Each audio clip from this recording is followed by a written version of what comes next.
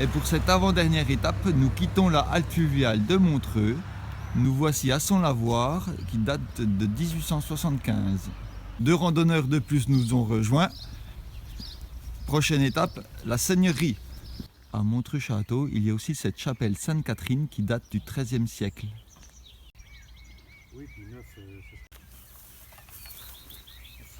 C'est la rivière la Saint-Nicolas qui délimite la frontière entre le territoire de Belfort et l'Alsace dans ce secteur. On voit même le ballon d'Alsace et la coulée de la Vierge.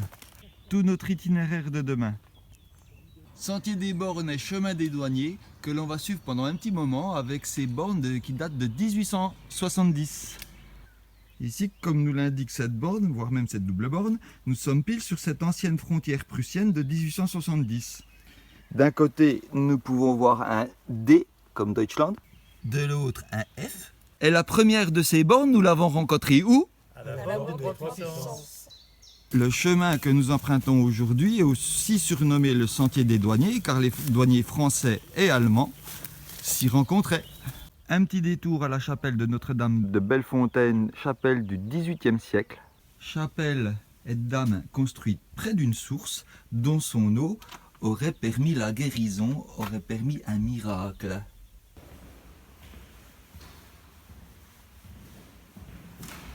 Petit passage en hors-piste et en hors-sentier, pile sur la frontière. Lors de ce petit hors-piste, nous tombons sur ce chêne incroyable. Allez, on fait le tour. Ah oui, regarde, on a un beau fessier. L'anus.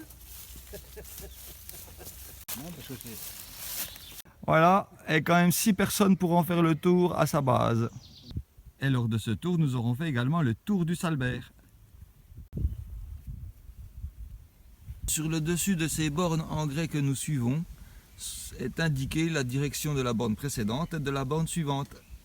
Nous voici à la Gaec du haut de l'église qui produit du lait. Il y a également une seconde exploitation laitière à Vautiermont. L'église de Vautiermont, son cimetière et surtout son robinet d'eau.